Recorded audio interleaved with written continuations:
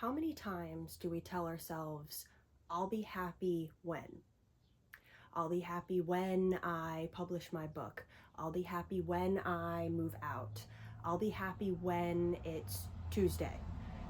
I'll be happy when. I feel like this is such a common phrase that so many of us say that we've very much conditioned into our consciousness. And it is that we will experience happiness and we will be happy when we achieve something or when a certain change takes place, or just when we finally reach some far off future goal or circumstance or situation. And I was one of those people who always said, oh, I'll be happy when I move here, or I'll be happy when I finally have money. I'll be happy when I finally start this podcast, etc., etc. And what I've found is that that really is an illusion. And it's sort of a game that our mind plays to keep us looking to the future and never fully, I don't want to say settling in a way like, oh, you're settling, because I believe never settle. Like, don't settle for what's comfort and what's handed to you. Go after your dreams. However, our mind gets very comfortable with settling for this far off dream that is going to promise us what we want. And that's not necessarily true. Because what I found since I started my podcast, since I actually started my YouTube channel here, is that happiness is cultivated in the moment. It's a state of being. It's not a achievable goal or something that happens when we finally accomplish something. And so many of us live our lives based on that. Oh, when I retire, then I'll be happy. Or when I finally get this job, or when I finally make this certain amount of money, then I will manifest happiness and I will experience it in my day-to-day. But the key really is focusing on the moment by moment experiences and cultivating that happiness in the moment. And now I can feel that many of you watching this may say, oh, but my circumstances and this, how am I supposed to be happy with this, and this? And the hard truth is that you are responsible for your own happiness. No circumstances, no person, place, or thing is responsible for bringing you happiness. And no person, place, or thing is going to bring you happiness. They can only reflect or catalyze an internal state that is within you. Meaning, happiness is not manufactured and it's not achieved when we accomplish some external goal or manifest some external thing.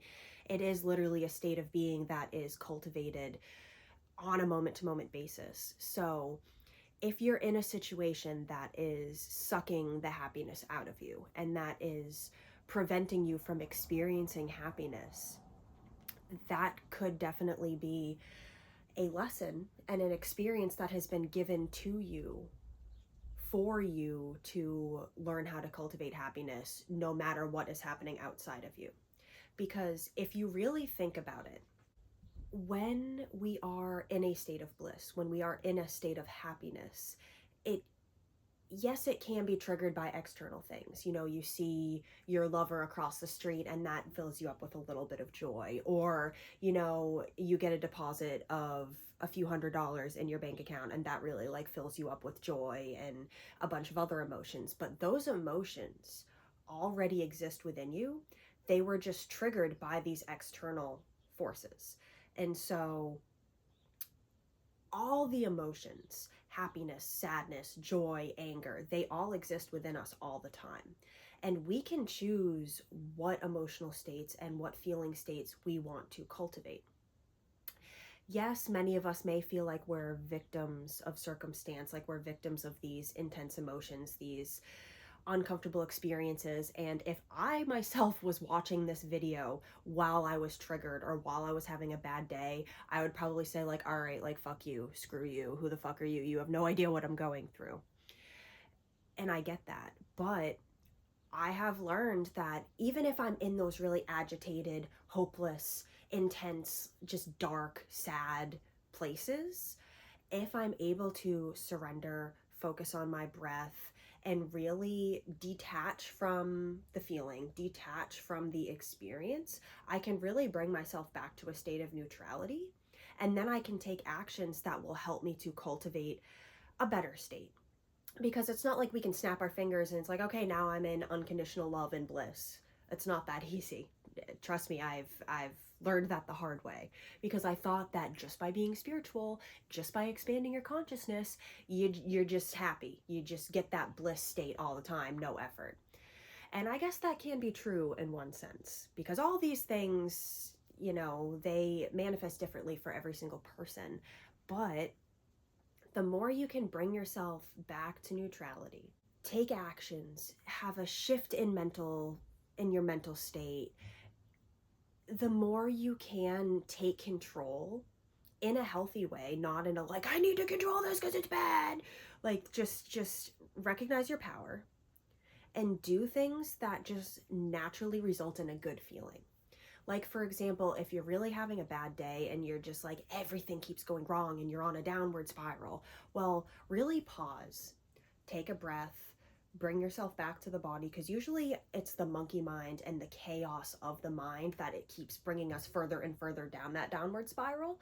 Because what a downward spiral is, it's basically when we take a misaligned choice or action, when we do something that's not natural for us, that's not good for us, and that creates a negative result, and then we try to fix that negative result and it makes it worse, and we try to fix that, and we're trying to like control and do more.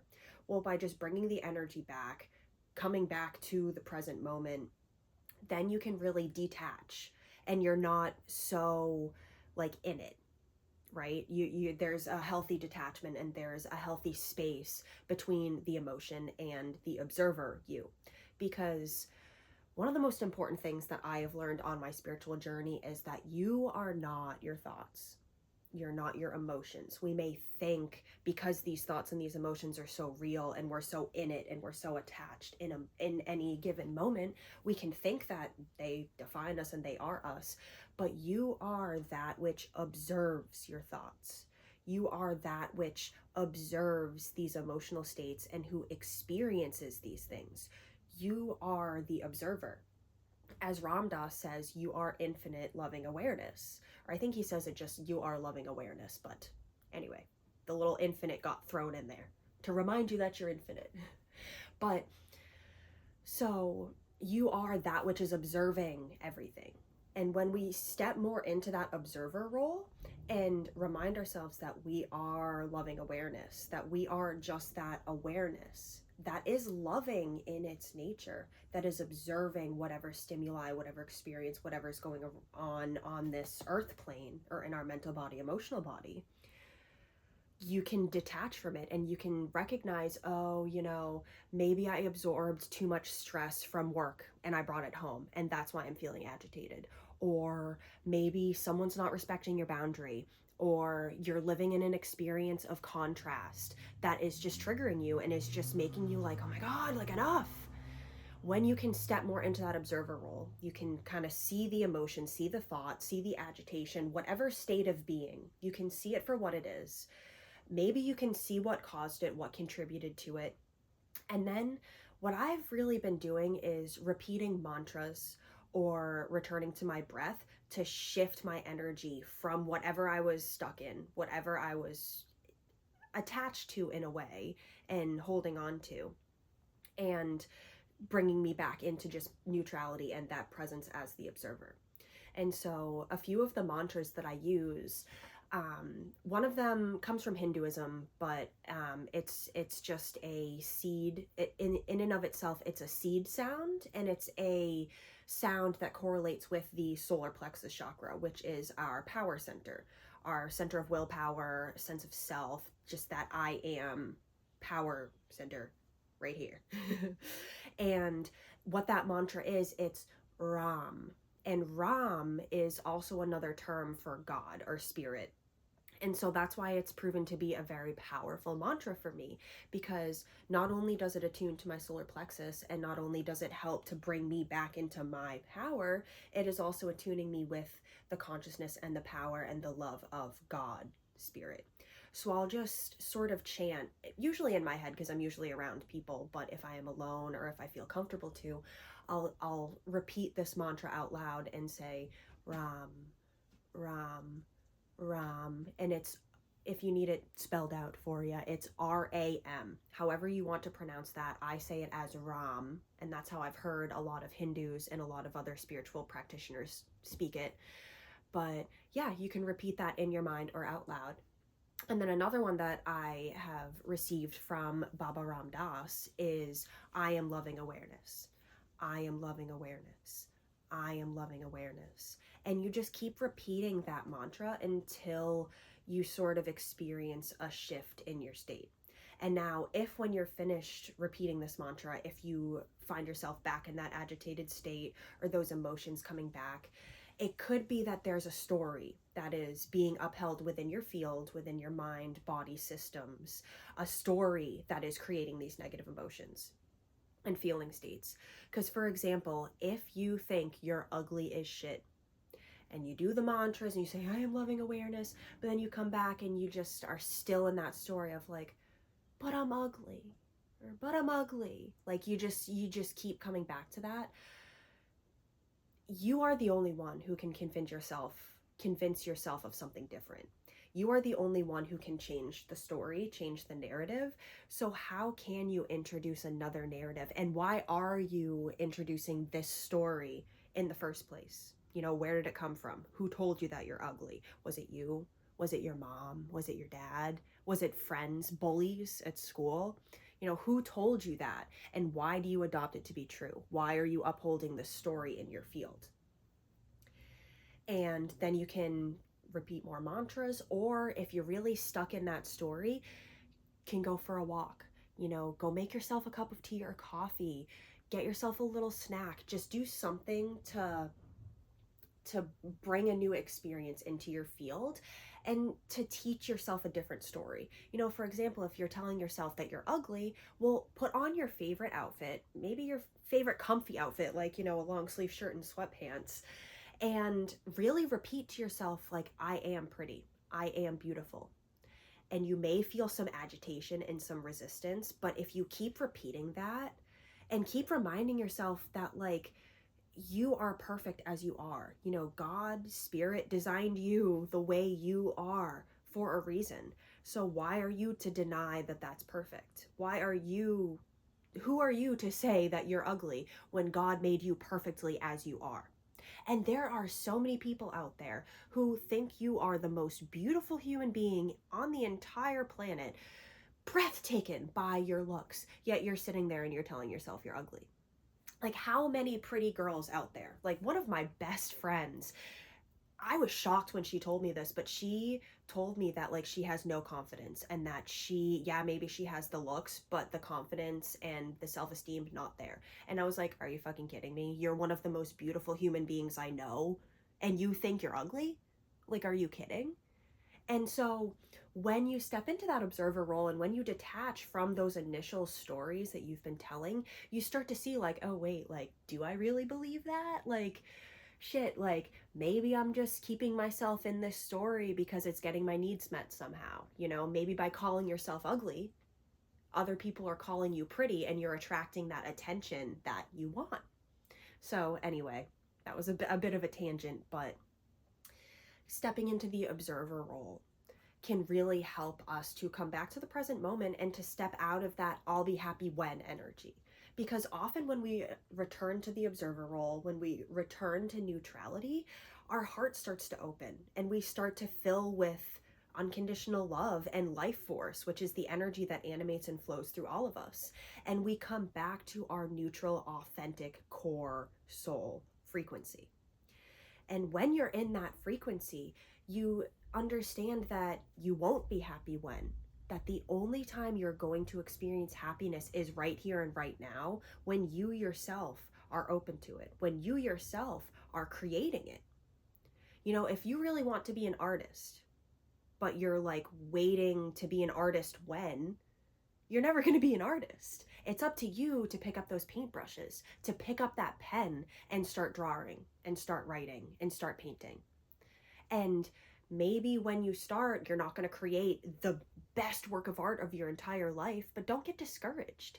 Every activity, everything that one gets good at is a practice. You know, I'm in the process of writing a book right now, and it has unfolded quite quickly because I've been able to work on it at least 4 or 5 days a week. However, I have come into some hiccups where, you know, I'm staring at the pages and nothing wants to flow through me. And before, when I first started, I would sort of judge my work based on holding it to these standards of people who've written like 5, 6 books, you know, and you have to, one, you can go back and look at the first books or the first creations that people created and see the cringeworthy moments of those creations, and that can really humble us and say like, oh, like it's not supposed to be perfect right out the gate. You know, I heard someone in a podcast earlier say your first draft is not supposed to be a bestseller. It's for you. It's special in its own right, in its own way. It's not going to get great when blank. It just is great naturally as it is. And it's only our judgments and it's only our fears and our limited perspectives that make something not great in the moment. So I invite you to really pay attention to your mind today and pay attention to when you're putting your happiness, your fulfillment, living the life that you want to live, living the life of your dreams. Where are you putting that off to the future? Saying like, oh, when this person changes, then I'll have the relationship I want. Or when I get this X amount of money, then I'll be able to, you know, feel safe and secure and happy in you know, the state or the home that I live in. You know, where are you putting off your own happiness to the future because you feel that that happiness is unattainable in the present moment? Because I'm here to tell you that it is attainable. And it really is only the stories, the narratives, the built up emotions, the negative thought loops, negative thought patterns. That is what's standing in between us and this unconditionally loving, blissful, happy presence that is our birthright. And that is all of our natural, authentic core frequency. You know, it's kind of like that analogy of a buoy. You know, the only thing that's holding a buoy under the water is resistance. If you take that resistance off, the buoy naturally floats back up to the surface. And this could be compared to our authentic self. You know, it's the resistance, the stories, the limiting beliefs, the wounds, the triggers, the traumas. That's what's holding us under the water, under the surface. But when you remove those stories, you process the emotions, you honor what is, you really take an honest look at your life and just remove all that is not you, the natural you can just float back up to the surface and be expressed and be experienced here and now. So you don't have to wait to live the life of your dreams. You can do it right here, right frickin' now. It's just up to you. And it's not really that hard. Trust me, you've got this. I'm sending you so much love. Peace out.